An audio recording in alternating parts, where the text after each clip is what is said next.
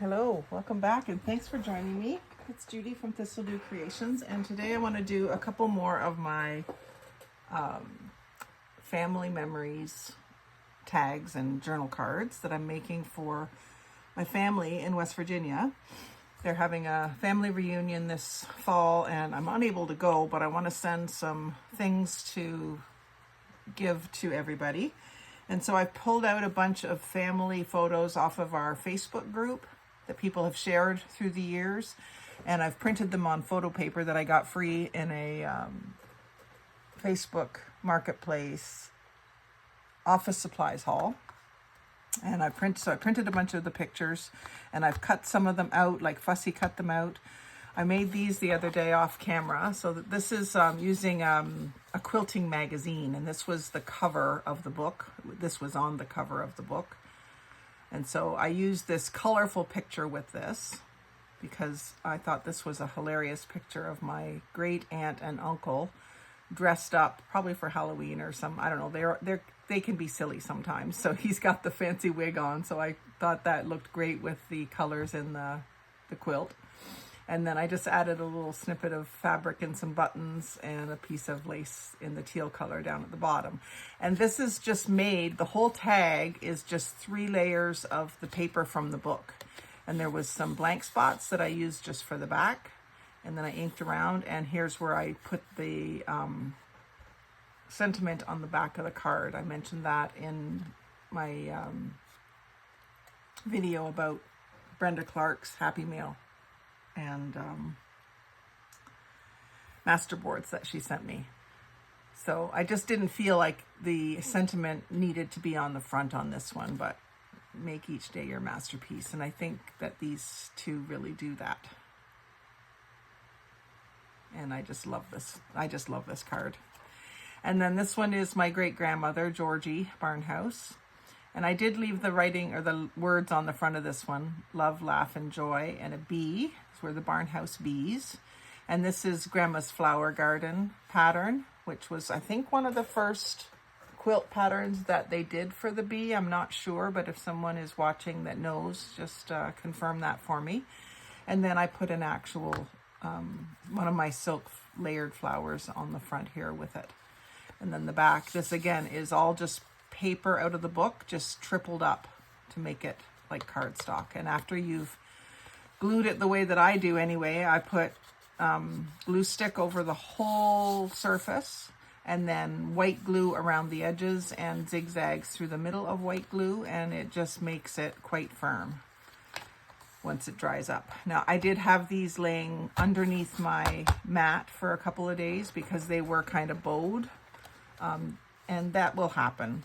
You know, if you have the time to make the card, lay it flat, and then decorate it, it will be flatter. But I just sort of made them and decorated them all at once, so they were susceptible to that. And then this is another page out of the book. So it was a book about quilting, a hardcover book, and I've basically almost used all the pages of the book now by doing this, by layering up so you can see on the edge here, you can see the 3 layers of paper. So there's some paper in the middle that has words and stuff on it. I do have a few bubbles. I was doing this in front of the television, so I probably wasn't using my bone folder as well as I should. But it's nice, hard, like a cardstock, and it was just pages out of a book. So I'm going to do this Dresden Plate 1, and I have selected, I just wanted to show you that I glued it up as full pages. And this one I did use a piece of graph paper, obviously, on the back. But that goes along with sewing quilts too, because you do have to kind of graph it out sometimes. So I have a picture of my Aunt Ernie to do for this one, and I pulled out some things. I'm not sure why these colors are speaking to me now in July, although I started with this flower, one of my layered flowers that has the wood accents and the cork accents. And it kind of is similar in shape to the Dresden plate, so I thought that would work. And then Ernie's picture is going to cover some of it. I think I'll put her up in the corner up here, so you can still see the pattern and see the name of it. and then maybe the flower down here or something. And then I've got a little snippet of fabric that I thought would work with it. And then that green led me to this green, and then this fabric also led me to this accent as well.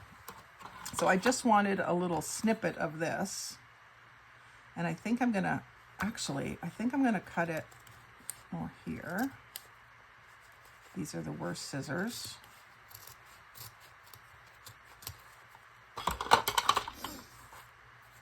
And I'm gonna fray it a little bit because I would prefer it frayed than a cut edge. These are upholstery fabric samples, so they've got a backing on them. And what I was thinking, that makes it a little bit more stiff to be using. What I was thinking was that I could layer it underneath Ernie's picture and have it hanging out off the edge a little bit. Some strings for my string container. So I can layer it up. I want to see the frayed edge. I'll see the zigzag top and bottom, but I want the frayed edge sticking out. I might do it like this, but then I need to cover the back. So actually, if I just leave this sticking out so that all you see is the fray, I can get rid of this little bit of paper here. And then ink the part up at the top. So I did struggle when I first got the fabric samples. I tried different ways, a bunch of different ways of removing the paper backing, and none of them are easy or fun. I'll tell you that. So I finally just resigned myself to working with it. So I use it as a way to stiffen up the fabric to use it instead of trying to get it off. I'm not making tote bags or anything that I need it to be, you know, more fabric-like. I've even used them to make artist trading cards and things like that. So let's get that glued on where we want it, and then we'll layer Ernie over top.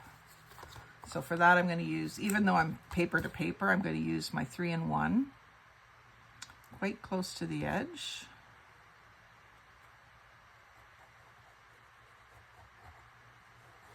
And all through the middle. That's going to do a good job. No need for a glue stick there, I don't think.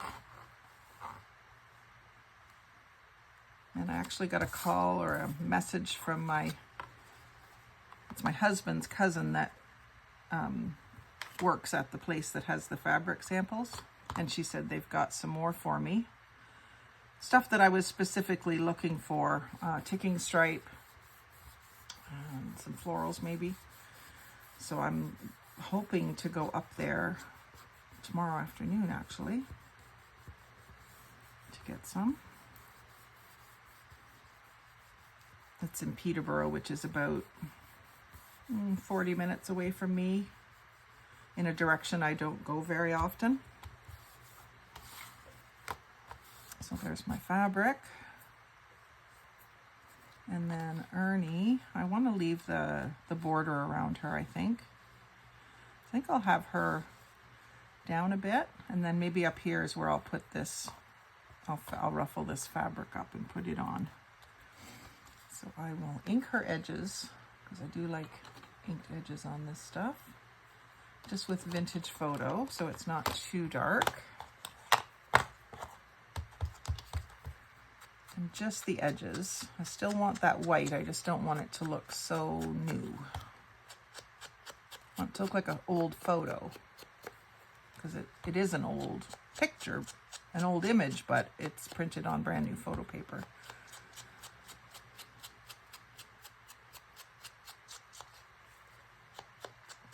So that ages it a little bit. I mean, you can even do things like fold the edges and even tear them a little bit if you want it to look really old. Just kind of dog ear it a little bit. Ink it up. Glue it down if you want it to stay that way and look intentional. I know some of my family members would be trying to fix it, thinking that it just got damaged in shipping. So if you're watching, you'll know that it didn't. Honestly, I don't think many of my family watch. Okay, so just the one corner I think I'll do. And then I'm gonna glue onto the fabric because then I can gauge where I want it here. And I won't get any glue on the parts that are hanging off the fabric.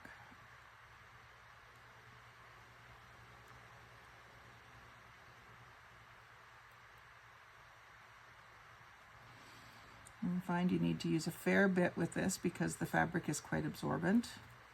It's got a bit of softness to it. It's not just like a burlap. It's almost like a cross between burlap and chenille.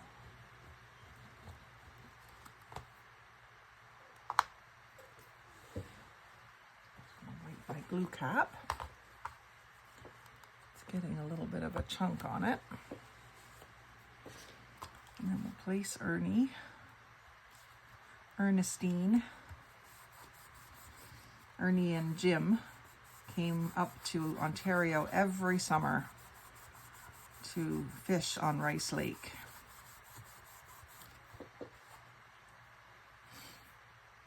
And then, like I said, I think I want this down in the corner. Can cover her a little bit, that's okay. And this is a sticker. It's quite sticky. But I think I better add some anyway, just in case.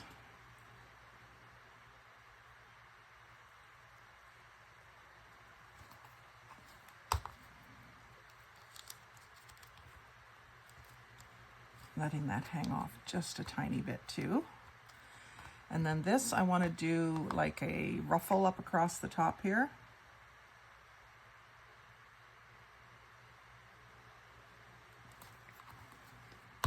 So I'm going to start it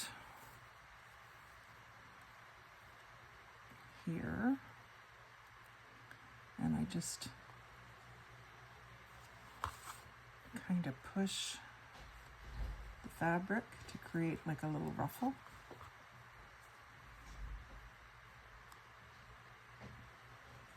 And then I need a little more glue here. And just finish this up.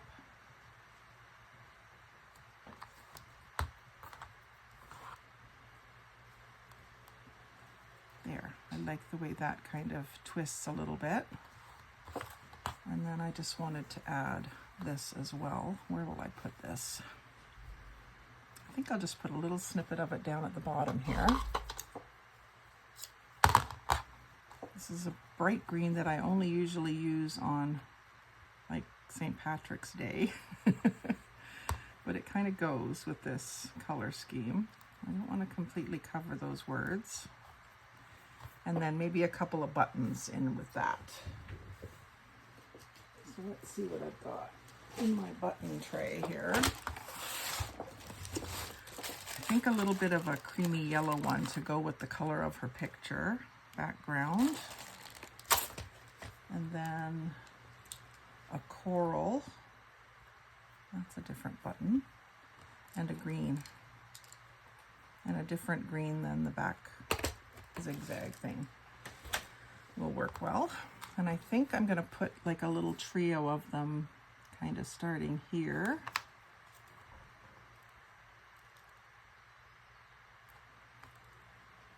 And here. And here. That'll balance things really well, I think. This is a weird little button. Oh, I guess it has tiny little holes in the back. Or maybe these are just flat backs.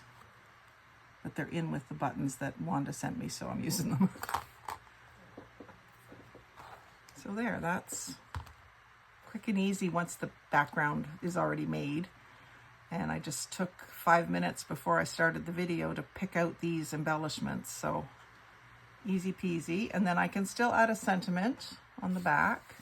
And I can also add tabs. If I decide I'm going to put these into pockets, then I'll add tabs on them. But with this three-dimensional stuff on them, they might not work well in pockets.